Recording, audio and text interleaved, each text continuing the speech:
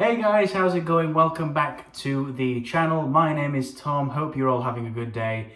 Got another beer review for you guys today, and this one is a very interesting beer. It's something that I thought I'd do, not as a joke, but as just a very, very different kind of review. I was at the shops this morning. I had to go and get some groceries, some dishwasher stuff and everything. And I went to go and have a look at some of the beers. And where I went to go and do the shopping was a little Asda that we have near where I live. We have a big Asda, then a little one, and the little one's closer. So I just go there for little bits and bobs. And I thought I'd take a look at their beer selection because these guys in this little Asda have started stocking up some craft beers, which is interesting because I've not seen many small shops do that.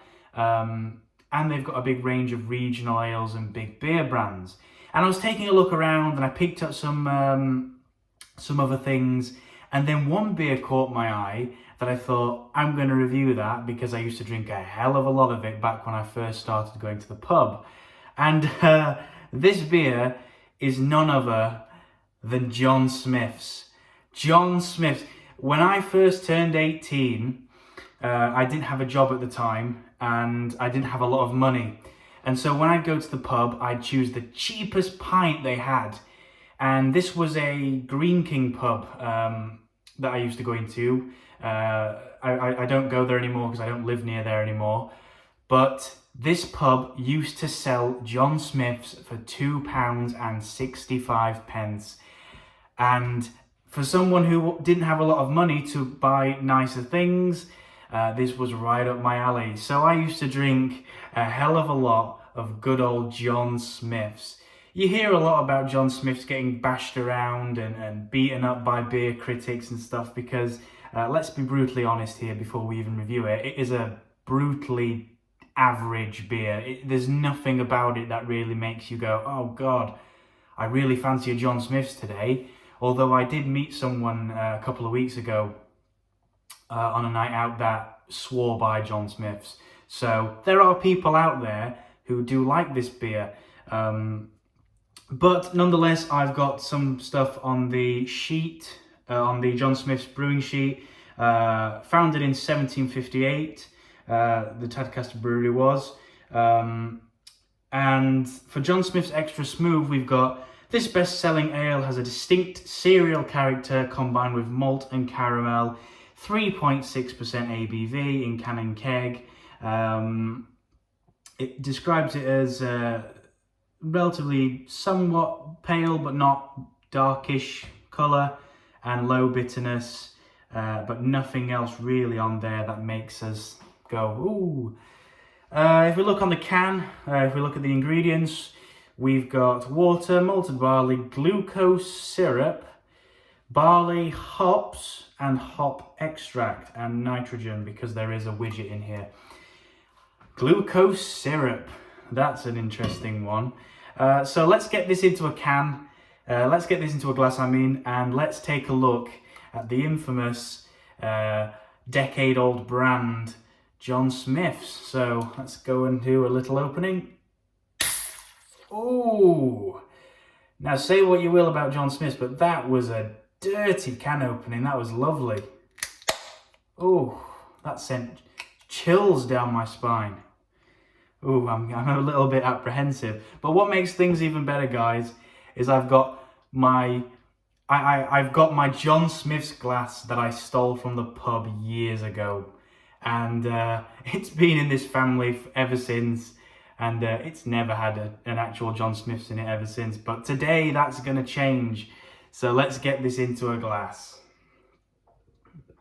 Ooh. Good Lord. This just brings back memories.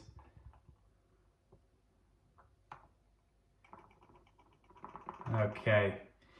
Now that's probably going to have to sit for a bit while it develops, but if you want to take a quick look at that, you know,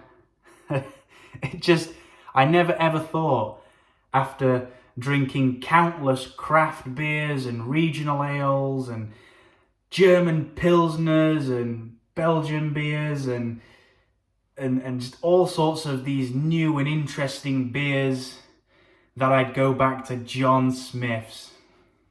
This is really going back to humble beginnings for me. Taking a while to develop there. But yeah, while it settles a little bit, I may as well just talk a little bit about my experience with this beer. Like I said, I used to drink a lot of it. And I always remember it being one of those beers that tasted all right to start with. And then the more of it you drank, the worse it started to taste. So luckily, but the worst thing is I had to buy this in a 4-pack. So I've got 3 other cans of John Smith's in the fridge. Now, I'm going to have to drink them because my dad doesn't like John Smith's, my mum doesn't like John Smith's, and my brothers and sisters are too young to drink. So the only person is me. Or I could go and take them to a food donation place, because I don't really know how I'm going to feel about this, because, like I say, it's been a long time since I've had John Smith's. But from what I can remember, it was a very odd beer. Okay, so let's take a look at the aroma, settle down a bit. We've got nothing for an aroma on their page. I mean, the website page for the Extra Smooth, which is the one I'm drinking, is just bare bones. There's no aroma stuff. It's just distinct cereal character combined with malt and caramel. That's literally it. But let's have a smell and see what we can get on this average beer at best. Ooh, it smells exactly how I remember it smelling. There is a cereal smell, and you can definitely pick up the malt in the nose. But at the same time, it's got this grandma's curtains kind of smell. You know when you go to your grandma's house or your nan's, and they've had the same curtains up for years. They've never been cleaned. This is what they smell like. Funky smell, you know. But yeah, there is cereal and malt, like the page says, but it's just so bang average. Such an average ale. There's nothing that really jumps at you. But this is mass-produced ale. This is not the likes of things that come from places like Wychwood or St. Austell's.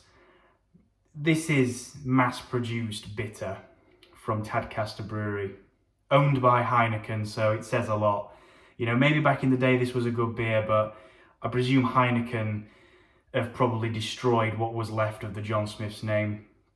And how ironic is it, because John Smith's not very well known, not a very well reputable brand anymore, but his brother Samuel Smith have some fantastic beers. That brewery pumps out some brilliant beers. I'll have to do a review on some of those beers one day from Samuel Smith's. But let's take a dive into this beer. I've been waffling on for too long. Let's have a taste and see what we get in this pint of John Smith's Extra Smooth.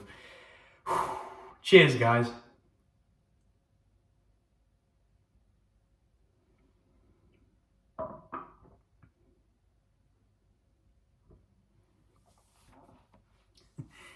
It's can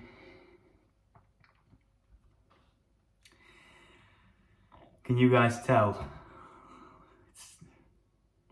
There's no wonder that pub used to sell it for £2.85, because there is literally nothing there. I'm getting a little bit of maltiness. That cereal is ever so faint. That cereal flavour is just bare bones at minimum, but there is maltiness, to be fair. It does have a good malt character, I guess you could say. And it does attest to being very low on bitter tastes. I mean, I'm going to have to jump back in and have another go. Whew.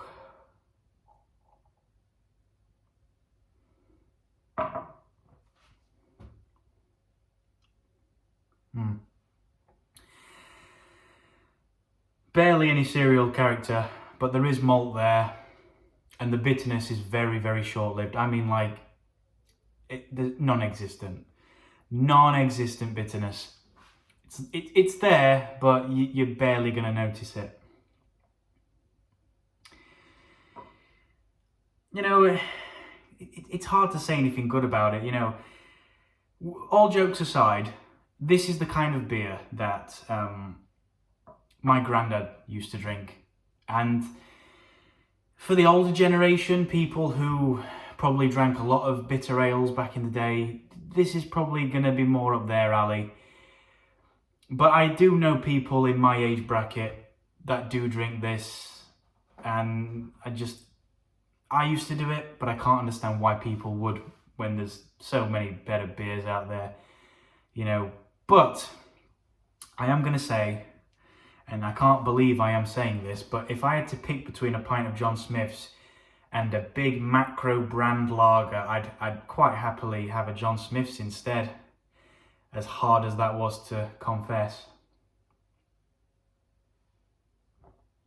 But it's just the most basic beer. I'd even go as far as to say there's a little bit of a sick taste. Like, you know, when you've thrown up and there's that aftertaste in your mouth, there's a little bit of that. Just a little bit of it, but you can notice, sometimes you notice it. It's there, lurking in the background. But it's just a bang average, less than average, let's be honest, less than average ale. But I think this is one of those beers that appeals more to the older generation, personally. I think, like I said, this is something that my granddad would have drank. It very much is a beer that is stuck in the days when the mines were open and stuff like that, I guess. You know, what is the ABV again? Let's have a look. I should know. 3.6.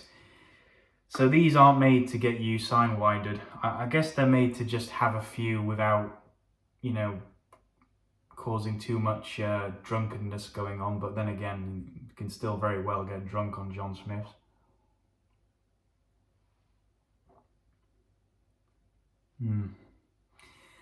It's so below average. Like I said, those flavors are so basic. You know, the malt is there, cereal character minimal, bitterness minimal, but it says on the page that it's supposed to not be very bitter. But it is smooth. It does go down. It does, you know, go down easily. So I guess that's a point in its favor, is that it is extra smooth, that there is a point there. But like I said, if I had to pick between Carling and John Smith's, it's which evil brand do you want to go with? But I'd rather drink John Smith's than Carling. So I guess if I was stuck for choice and I was really on an absolute limited range, and John Smith's was the only thing that resembled an ale in a pub, I would have to drink John Smith's as a last resort. But overall verdict is that this is a very below average ale. Like I say, barely any cereal character. There is maltiness, there's little bitterness, it is smooth. This is like your granddad's beer. You know, it's a beer that I feel like is going to really struggle. I mean, I think brands like John Smith's have struggled for years, because with the craft beer boom and stuff like that, and more regional ales pumping out beer that's a little bit more modernized and trying to catch up, brands like John Smith's are just stuck in the past, and just a reminder of an age where people used to drink extra smooth nitro blown bitter ales and things. But smack average at best, below average, I mean. But people drink this. They won't make it if they did. If they didn't, there's obviously a market for it. But it's just so basic. It's so basic, and I can't see myself ever going into a pub and actively choosing to drink this when there's other things available. Like in most pubs these days, they'll have guest ales and things, and and stuff like that, and even some international beers and stuff like that. Why would you choose this over international, intercontinental beers and craft beers and things? I just don't know. But it's below average at best, and that's all there is to it. So that was John Smith's Extra Smooth, the iconic Magnet. That was an interesting ride. My. Yeah, I don't know. It's John Smith's. It's John Smith's. Anyway, hope you guys enjoyed the video. Enjoyed my suffering, my trip back to memory lane. Like the video if you enjoyed it. Dislike if you didn't enjoy it. It's a free world. Let me know in the comment section down below what your opinions are on the John Smith's brand. Did you used to drink it? Do you what kind of experience do you have with it? Don't forget to subscribe, share this with your friends, and yeah, show some love in the comments and all that kind of malarkey. Anyway guys, hope you guys enjoyed, and I'll see you guys later. Bye.